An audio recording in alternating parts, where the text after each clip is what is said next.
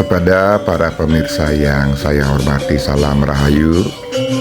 Saat ini saya sudah berada di areal Pura Candi Tebing Gunung Kawi yang merupakan salah satu situs purbakala yang sangat dilindungi yang berada di Provinsi Bali. Terletak di Sungai Pakerisan, Dusun Ponake, Desa Tampak Siring, Kecamatan Tampak Siring, Kabupaten Gianyar. Candi ini sangat unik karena biasanya candi berupa bebatuan yang utuh, yang terbuat dari batu merah ataupun dari batu gunung. Namun candi ini tidak seperti candi pada umumnya, melainkan berupa pahatan pada dinding tebing, yaitu batu padas di tepi sungai. Nama Gunung Kawi itu sendiri konon berasal dari kata gunung dan kawi. Gunung berarti gunung atau pegunungan dan kawi berarti pahatan. Jadi Candi Gunung Kawi ini berarti candi yang dipahat di atas gunung. Sebentar lagi kita akan memasuki areal candi yang ada di Pura Gunung Kawi ini. Dan di sini juga sudah diberikan tanda penunjuk untuk menentukan arah yang harus kita lalui dan tujuan yang tidak kita tuju terlebih dahulu. Dan ini adalah salah satu pahatan-pahatan candi yang berada di sisi bagian barat daripada sungai yang hingga kini masih berdiri dengan megah. Candi Tebing Gunung Kawi ini kira-kira dibangun pada abad ke-11 Masehi pada masa pemerintahan Raja Udayana hingga pemerintahan anak bungsu. Raja Udayana merupakan salah satu dari raja yang sangat terkenal yang ada di Bali, berasal dari dinasti Warmadewa. Melalui pernikahannya dengan seorang putri dari Jawa yang bernama Gunapriya Dharmapatni, ia memiliki anak yang bernama Erlangga dan juga anak bungsu. Setelah dewasa, Erlangga kemudian menjadi raja di Jawa Timur, sementara anak bungsu memerintah di Bali. Pada masa inilah diperkirakan Candi Tebing Gunung Kawi dibangun. Salah satu bukti arkeologis untuk menguatkan asumsi tersebut adalah adanya tulisan di atas pintu semu yang menggunakan huruf Kediri yang berbunyi Haji Liumah Ing Jalu, yang bermakna sang raja yang secara simbolis disemayamkan di Jalu. Raja yang dimaksud adalah Raja Udayana, sedangkan kata Jalu merupakan sebutan untuk taji atau senjata pada ayam jantan. Dapat diasosiasikan juga sebagai keris atau pekerisan. Namun Sungai Pekerisan atau Tukat Pekerisan inilah yang kini dikenal sebagai nama sungai yang membelah dua tebing Candi Kawi tersebut.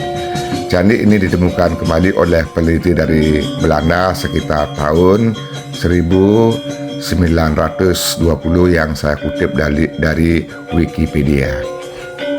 Dan beginilah keadaan pahatan-pahatan dinding yang membentuk candi yang hingga kini masih tetap berdiri kokoh dan tetap dipelihara dengan baik.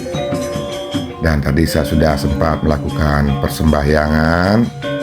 Namun ada juga yang mengatakan menurut cerita rakyat daerah di sekitaran Candi Tebing Gunung Kawi bahwa Candi Tebing Gunung Kawi ini dibuat oleh seorang sakti yang bernama Kebo Iwo.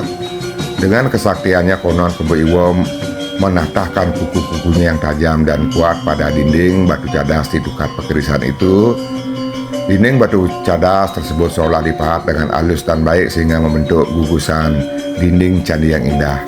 Pekerjaan yang seharusnya dikerjakan oleh banyak orang dan dengan waktu yang relatif lama, konon mampu diselesaikan oleh Kebo Iwo selama sehari semalam. Ini adalah merupakan cerita rakyat yang tentunya kita harus lebih berpedoman kepada cerita yang sudah merupakan sastra atau penelitian. Dan Adapun keunikan daripada bangunan-bangunan yang ada di Candi Tebing Gunung Kawi adalah merupakan peninggalan zaman lampau, dan ini adalah tukar pekerisan yang membelah atau membagi candi bagian barat dan candi bagian timur. Dan letak kedua candi itu dihubungkan dengan sebuah jembatan yang berada di atas sungai Pakerisan ini. Dan sebentar lagi saya akan mengunjungi candi yang berada di bagian timur melalui beberapa anak tangga, dan juga di sini memiliki pemandangan yang sangat indah dan sejuk karena berada di bawah lembah. Adapun keunikan dari bangunan-bangunan yang ada di areal pura Candi Tebing Gunung Kawi. Candi Gunung Kawi ini memiliki sekitar 315 anak tangga di tubir sungai Pakerisan. Suasana asri yang tampak dari rimbunan pohon di tepi sungai, juga gemericik air di sungai yang dikeramatkan di Bali ini, membuat pengunjung seolah disambut oleh simfoni alam. Anak tangga untuk menuju candi pada areal Gunung Kawi ini terbuat dari batu padas yang dibingkai dengan dinding-dinding batu. Dan sebentar lagi kita akan sampai di bagian Candi Tebing Gunung Kawi bagian timur, dan di depan adalah pura yang dibangun, yang mana tentunya pura itu tidaklah setua dari candi-candi yang ada di sini, melainkan dibuat sebagai simbol pemujaan umat Hindu pada zaman setelah adanya Candi Tebing ini. Dan di sini juga terdapat sebuah kolam ya, dengan air pancoran, dan di sini juga terdapat sungai yang mengalir dengan airnya yang sangat jernih di antara bebatuan dan pepohonan yang memberikan nuansa sejuk dan udara yang segar. Dan di kejauhan terlihat dinding-dinding dari bukit yang ada di sini yang dipahat, dan saat ini sudah dibentuk menjadi tempat pariwisata yang sangat banyak dikunjungi oleh wisatawan. Dan saya akan mencoba menyusurinya dari pinggiran kolam ini. Terlebih dahulu akan melihat suasana sungai yang ada di tempat ini. Dan ini adalah sungai yang tidaklah terlalu dalam, yang dipenuhi oleh tumbuhan dan pohon-pohon yang cukup besar, dan batu-batu yang terdapat di tengah-tengah sungai memberikan kesan yang indah dan tenang, diiringi dengan aliran air yang tidaklah terlalu deras, dan di kejauhan terlihat sebuah air terjun namun tidaklah terlalu besar. Dan di depan kita melihat candi-candi yang menempel pada dinding, yang memang candi-candi ini adalah merupakan dinding-dinding dari batu padas yang dipahat membentuk bentuk berupa candi. Dan ketika saya datang ke tempat ini tidaklah terlalu ramai karena sudah sore, sehingga tidak terlalu banyak wisatawan yang masih berada di sini. Dan saya akan mendekati dari Candi Tebing yang ada di sini. Dan jika saya ke arah kanan ini adalah menuju pura yang nanti akan saya kunjungi, dan juga nantinya akan melakukan persembahyangan di pura. Dan saat ini saya sudah berada di halaman depan di bawah dari Candi Tebing.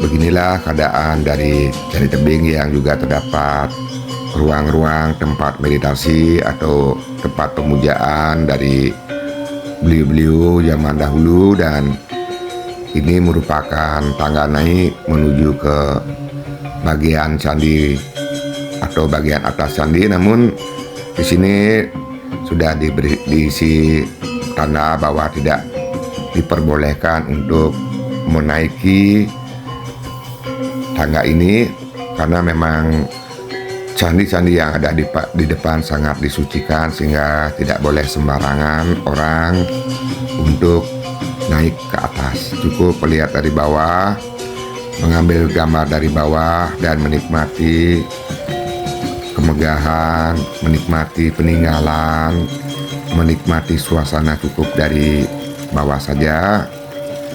Dan di sini juga terdapat pancoran air yang biasanya bisa dimanfaatkan sebagai tirta bagi beliau-beliau yang melakukan persembahyangan di candi ini. Dan suasana tenang, nyaman,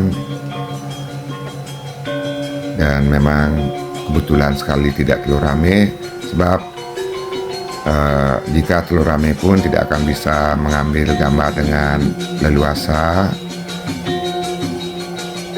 Hari saat ini sudah semakin sore, namun sinar matahari masih bersinar dengan baik.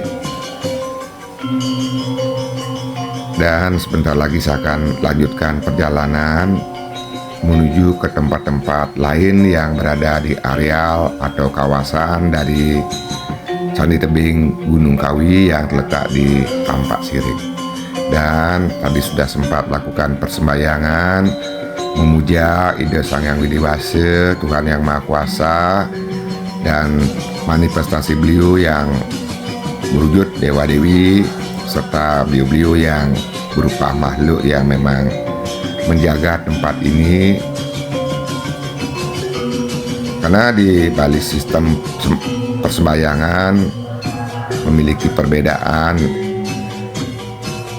yaitu yang berupa sembah, yang berupa bakti, yang berupa hormat, dan ditunjukkan dengan tinggi tangan ketika melakukan persembahyangan. Ada yang di dada, ada yang ibu jari berada di hidung, berada di kening, dan juga ada di ubun-ubun. Itu menunjukkan tingkatan beliau yang dipuja oleh mereka yang melakukan persembahyangan. Dan ini adalah merupakan tangga naik menuju ke bagian tempat yang sangat disakralkan atau disucikan di areal ini. Dan terlebih dahulu harus melepas sandal atau alas kaki. Dan di sini terdapat sebuah ruang yang dibatasi oleh pintu besi yang menandakan memang tidak boleh sembarangan memasuki areal ini.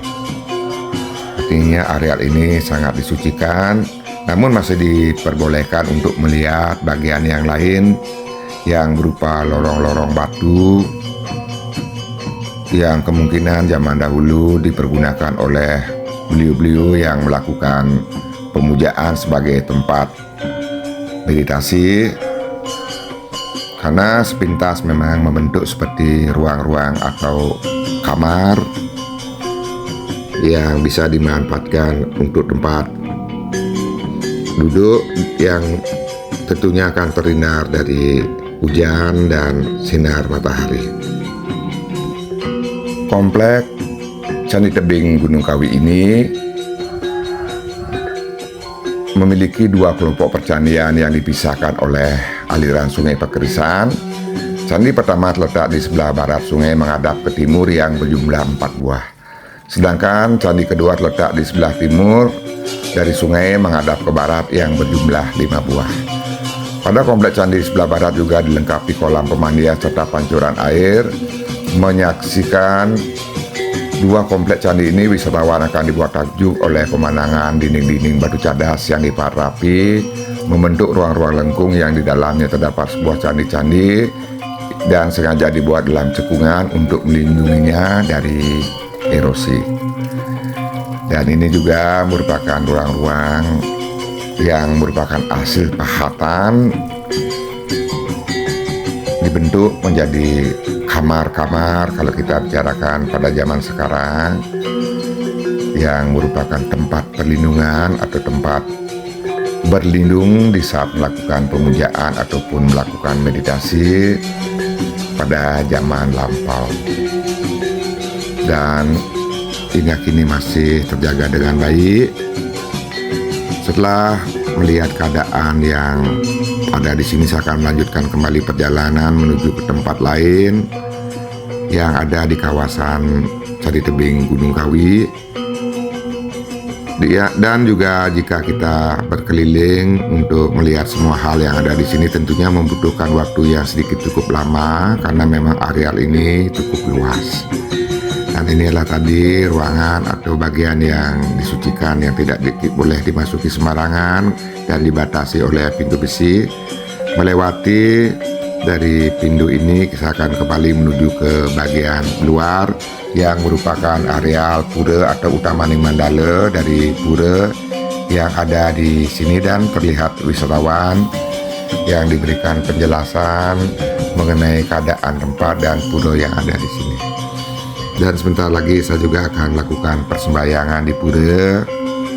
Namun terlebih dahulu saya akan melihat keadaan pura, melihat keadaan di luar pura dari dalam, linggih-linggih yang ada di pura, dan juga dari sini kita bisa melihat ke bagian luar, melihat pemandangan yang sangat indah yang berupa persawahan dan anak-anak tangga yang terlihat juga sangat indah. Dan ini adalah Candi Tebing yang berada di bagian barat. Jika kita lihat dari arah timur, yaitu di tengah, dilihat dari pura, dan ini adalah linggih-linggih yang ada di pura, merupakan tempat persembahyangan pemujaan kepada Tuhan, yang mana pura adalah merupakan bentuk arsitektur setelah dari bentuk arsitektur Gunung Kawi, karena tentunya bentuk-bentuk ini sudah merupakan bentuk selanjutnya setelah adanya tempat pemujaan yang berbentuk candi-candi tebing, yang mana bangunan-bangunan yang terdapat dalam pura tentunya sudah mendapat perkembangan dari kedatangan orang-orang suci seperti Ide Empu Kuturan, dan yang Jendra dan lain-lainnya. Dan di sini juga terdapat pahata atau ceruk-ceruk yang terdapat di dinding-dinding sekitaran pura, yang juga merupakan tempat-tempat yang dipergunakan untuk melakukan ritual di zaman dahulu, dan juga terdapat pancoran-pancoran air.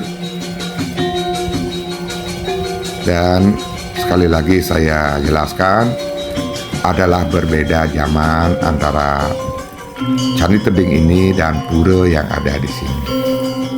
Artinya dahulunya memang ada Candi Tebing saja, namun karena perkembangan umat Hindu atau perkembangan agama Hindu yang ada di Bali yang sudah terbiasa dengan bentuk-bentuk persembahyangan atau tempat pemujaan di zaman selanjutnya, sehingga dibuatlah pura di areal Candi Tebing. Dan kembali setelah tadi sudah sempat melakukan persembahyangan, saya melanjutkan perjalanan menuju ke bagian lain dari areal atau kawasan Candi Tebing Gunung Kawi Tampak Siring, melalui atau menaiki beberapa anak tangga. Nantinya akan menuju ke sebuah tempat yang berada di bagian tenggara dari kawasan ini. Di sini banyak sekali sumber air Dan ini adalah nantinya menuju ke bagian utara atau bagian timur dari pura. Dan ini adalah bagian tenggara dari pura. Menelusuri jalan setapak yang terlihat sangat asri dan sambil menikmati pemandangan dinding yang terdapat ceruk-ceruk pemujaan di sepanjang jalan ini, dan juga di sini terdapat air yang mengalir jatuh dari atas melalui dinding-dinding membentuk seperti air terjun kecil yang memberikan suasana tenang, nyaman, dan damai. Gemercik air seperti membentuk sebuah alunan melodi, alunan musik yang mampu memberikan ketenangan hati dan pikiran, ketenangan jiwa,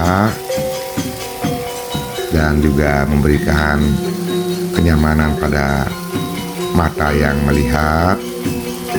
Begitu juga keadaan alam yang ada di sini memberikan suasana sehat, tentram, dan juga terasa damai.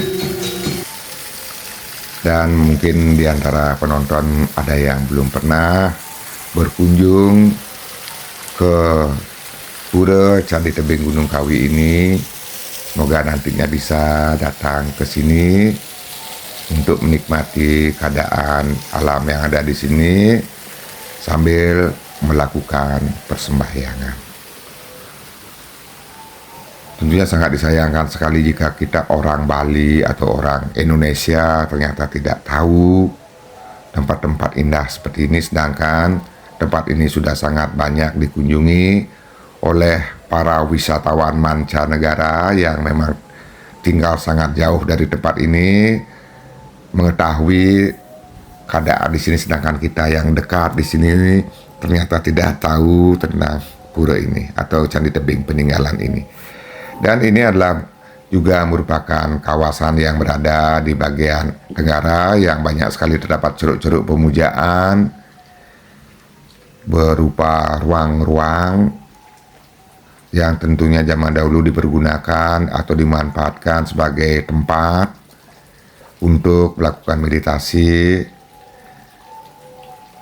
dan tentunya akan terhindar dari hujan dan angin.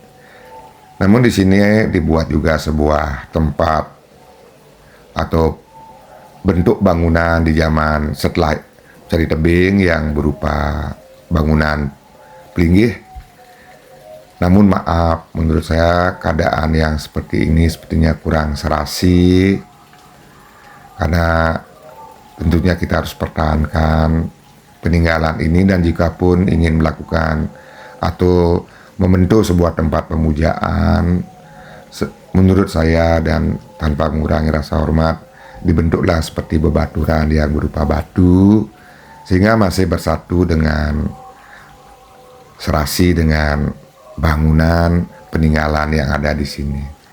Arti bebaturan yang dibuat dari batu padas, karena pada dasarnya jika pun kita menstanakan beliau dari manifestasi Tuhan, tentunya tidak akan memilih apakah adalah bentuk bangunan hijau ataupun yang terbuat dari batu, selama memang penghayatan kita, pasupati dan pedagingannya sudah mendekati dari apa yang menjadi tujuan kita.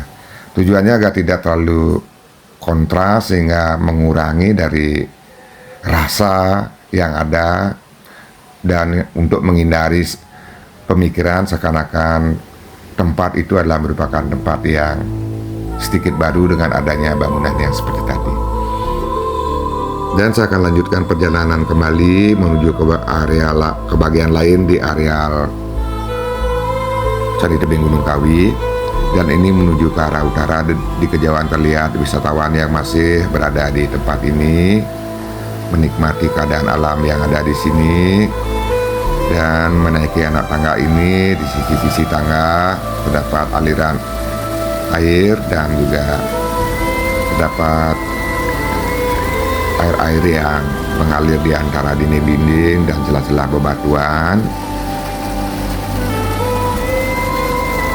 yang sangat jernih, yang memberikan perasaan segar ketika melintasi tempat ini. Dan di ujung dari tangga ini kita akan bertemu dengan sebuah tempat suci juga. Namun tempat suci yang ada di sini hanya berupa kolam atau sumber air yang disucikan, yang bisa dianggap sebagai pura beji ataupun pura taman, karena di sini terdapat sumber air yang berada di bagian utara atau di bagian timur dari pura utama, yang dialirkan menuju ke bagian pertaman. Dan di sini juga sudah dibatasi dengan pagar bambu, yang artinya tidak boleh sembarangan juga untuk masuk ke bagian kolam ini. Dan terlihat daun-daun yang jatuh di atas kolam yang memberikan rasa sedikit kurang baik atau kurang bersih. Namun memang kenyataannya tempat ini berada di tempat terbuka yang di atasnya dipenuhi oleh tanaman-tanaman dan pohon-pohon, dan wajar saja jika banyak terdapat daun-daun yang jatuh. Dan ini adalah bagian pura taman yang dibatasi dengan tembok dan berada sedikit jauh dari tumbuh-tumbuhan yang ada di sini. Dan terlihat air yang jatuh berupa pancoran, dan di bawah air terlihat sangat jernih. Dan saya akan melakukan persembahyangan dulu di pura ini dan mengaturkan canang sari dan harapan sebelum melakukan persembahyangan. Terlihat air di depan, air pancoran yang jatuh, dan terdapat sebuah pelinggih di tengah-tengah kolam ini.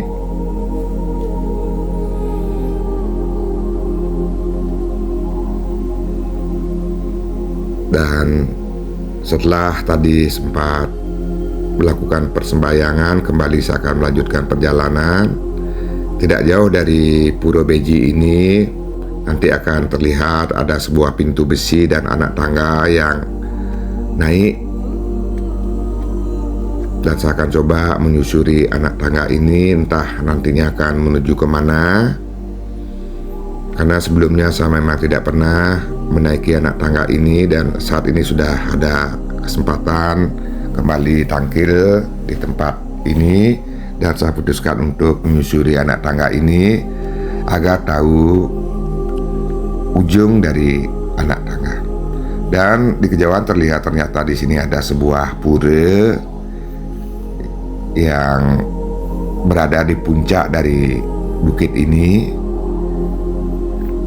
Namun pura tidaklah terlalu besar, hanya terdapat sebuah pelinggih yang berupa padme, tugu padme, dan juga sebuah bali piasan, dan juga yang masih sederhana. Dari sini kita ke bawah yang berupa semak-semak dan pepohonan di sekitaran pura. Dan ini adalah patung naga dan benawang yang mencirikan sebagai bentuk padme sana, namun tidaklah terlalu besar karena memang terletak di bukit yang tidak terlalu luas. Dan dari sini kita bisa melihat di kejauhan di bagian bawah juga terdapat sebuah sanggar agung, dan ini adalah pemandangan alam di sekitaran dari Candi Tebing yang tadi sudah saya kunjungi. Namun saat ini kita lihat dari atas seperti ini keadaannya, yang memiliki hamparan sawah. Dan itu adalah tadi jalan masuk menuju ke Candi Tebing bagian barat. Jika kita lihat dari atas, dan terlihat anak tangga, dan ini adalah bangunan yang ada di pura, yang ada di bawah, yang berupa balai-balai wantilan dan bangunan-bangunan penunjang upacara. Dan setelah dari sini saya akan kembali menuju ke tempat lainnya. Namun sekali lagi melihat keadaan yang ada di bawah, inilah Candi Tebing yang jika kita lihat dari atas, dari kejauhan, yang berada di bagian barat dari Sungai Pakerisan. Dan akhirnya kembali saya menuruni anak tangga dan kembali ke areal pura yang ada di sini. Dan akan kembali memasuki bagian pura, dan ini adalah bagian Nistaning Mandala dari pura yang ada di Candi Tebing Gunung Kawi, yang mana pintu masuk berupa candi bentar. Di depannya terdapat terdapat pelinggih, maksud saya terdapat pelinggih pengadang di bagian kiri dan kanan. Dan Om Swastiastu, dengan menaiki anak tangga dan melewati dari Candi Bentar, kita akan menuju ke bagian Madyaning Mandala dari pura ini, yang mana tadi ketika saya awal memasuki pura adalah dari utara atau dari Candi Tebing, sehingga tidak bisa memperlihatkan dari mandala-mandala dari pura, karena dari sana langsung menuju ke bagian utamaning mandala dari pura. Namun jika dari sini kita akan dari Nistaning Mandala, kemudian Madyaning Mandala, dan di Madyaning Mandala terdapat juga sebuah candi bentar utama dan candi bentar bagian samping yang berisi pengapit lawang. Dan jika memasuki dari candi bentar, ini adalah candi bentar yang bagian samping, akan memasuki bagian atau kawasan utamaning Mandala dari Pura di Om Swastiastu. Ini adalah bagian utamaning Mandala pura yang tadi sudah saya tunjukkan, namun sekali lagi saya jelaskan, awalnya masuk dari bagian utara, sedangkan ini masuk dari bagian barat menuju utara, sehingga akan terlihat jelas pembagian mandala-mandala pura, mandala-mandala dari pura ini. Dan pelinggih-pelinggih diwastra dengan kain putih kuning. Hari sudah semakin sore dan sepertinya wisatawan sudah banyak menghilang, artinya sudah pulang karena hari sudah senja. Dan ini adalah pohon yang ada di pinggiran Sungai Pakerisan yang terlihat dari atas. Dan ini adalah Candi Tebing bagian timur jika dilihat dari pura, karena letak pura sedikit lebih tinggi dari halaman dari Candi Tebing. Dan ini adalah balai pengaruman yang ada di pura. Demikianlah para pemirsa yang saya hormati, mengenai perjalanan saya di sini di Candi Tebing Gunung Kawi. Semoga nantinya dengan adanya video ini akan bisa memberikan sedikit gambaran kepada pemirsa mengenai keadaan di sini, dan untuk bisa sedikit ada gambaran tentang keindahan alam yang ada di tempat pariwisata ini,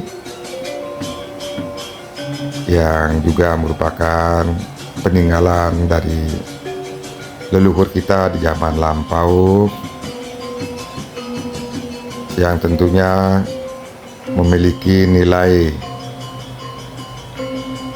kesucian, memiliki nilai kesakralan, memiliki nilai sejarah, dan saat ini memiliki nilai ekonomis karena difungsikan sebagai tempat pariwisata. Dan harapan saya, semoga tempat ini tetap seimbang antara materi dan spiritual.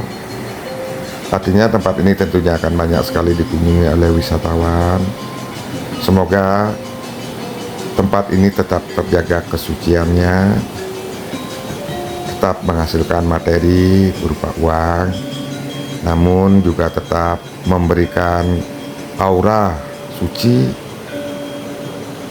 yang utamanya pada Pulau Bali ini dan masyarakat Bali.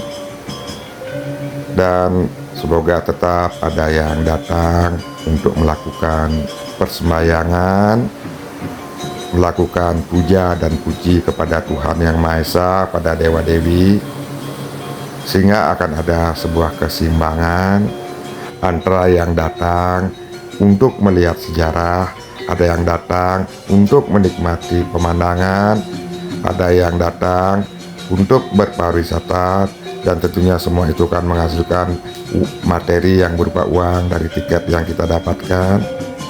Namun semoga juga tetap ada yang datang untuk melakukan persembahyangan, yang nantinya persembahyangan akan bisa memberikan aura positif pada tempat ini, sehingga tidak semata-mata difungsikan untuk materi semata-mata.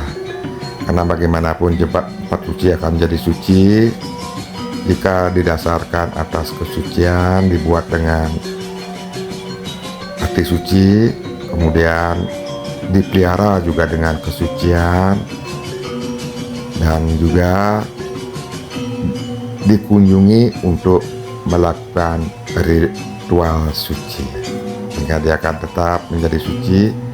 Dengan kata lain, dibutuhkan keseimbangan antara material dan spiritual. Dan saya akan meninggalkan Gunung Kawi ini, dari tebing Gunung Kawi, melalui tangga yang nantinya akan menuju ke bagian parkiran, melewati arsop-arsop yang ada di sisi kiri dan kanan dari jalan ini. Inilah arsop yang ada di sini, dan ini adalah merupakan jalan lain menuju ke kawasan lain dari Candi Tebing Gunung Kawi. Namun saya tidak ke sana karena sudah sore dan juga cukup lelah melakukan perjalanan yang barusan saya lakukan, sehingga tidak sempat lagi untuk menuju ke areal atau bagian ini yang juga nantinya terdapat ceruk-ceruk, dan di sini juga terdapat pura. Di lain waktu mungkin akan saya kunjungi, dan video akan saya akhiri. Jika ada salah, saya memohon maaf yang sebesar-besarnya, dan juga tidak lupa saya mengucapkan banyak terima kasih. Sukses.